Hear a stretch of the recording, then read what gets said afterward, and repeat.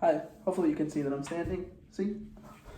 Okay, so let's get started. This is my ceremonial speech for Professor Krettler's class. This is for my brother's graduation. This is his graduation speech that I wrote for him. So let's get started. I don't know where to start with this speech, but all I can say and all the words that I can get out right now are that I am just very proud of you. There's a time in everyone's life when they step out of childhood and step into adulthood. And this is the time where you finally take the stage and accept this fine achievement. I was a little worried when I left high school because I was worried about how you were going to perform without me breathing down your back all the time. But here you are. I guess you did fine without me. I guess you don't need your older brother. I'm also so pleased about the achievements you have made and also the memories we have shared in the last year. And also I'm just excited about what your future holds for you also.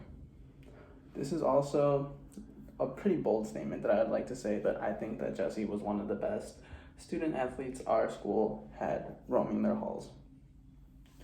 I would love to share just one of Jesse's greatest achievements while also just looking back at some great memories that I believed to shape Jesse into who he is today. If there's anything I can say about Jesse is that he loves sports. He's played almost every sport in the book. Well, scratch that. He just loves competition. He loves to be the best in everything. He strives to be number one, and I, as a big brother, look up to that. Look up to that for him having that trait, if that makes sense. He doesn't just use this trait also in sports. He takes this outside into his classrooms. Jesse also takes this outside even further than school and athletics. He takes this principle and just puts it in his everyday life to just help him succeed in anything he does. For example, as Jesse, as a sophomore, he set a goal for himself to be the number one bench presser in our school. And everybody laughed at him for that because he's only a sophomore and nobody thought he could do it because he was just so much smaller than everybody else. Slowly but surely, Jesse climbed his ladder up to the top, and by the end of sophomore year, Jesse was the number one bench presser in our school. Along with this sheer determination, Jesse also didn't lack a good attitude. Jesse always wants to fix something, even if it's not if it's not perfect, if it's not close to perfect, or if it's not perfect, he wants to fix it. Everything has to be to the T with him. I never understood why until he told me one day why he does all of this stuff.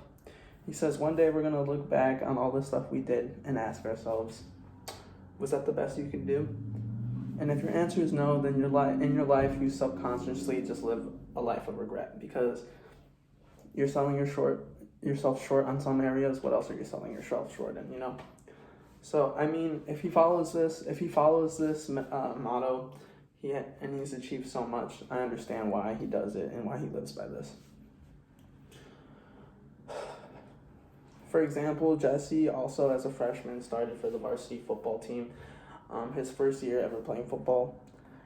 And during that, I'm not saying he was a crazy player or anything, but he did help his team and carry his team to our first playoff game in forever.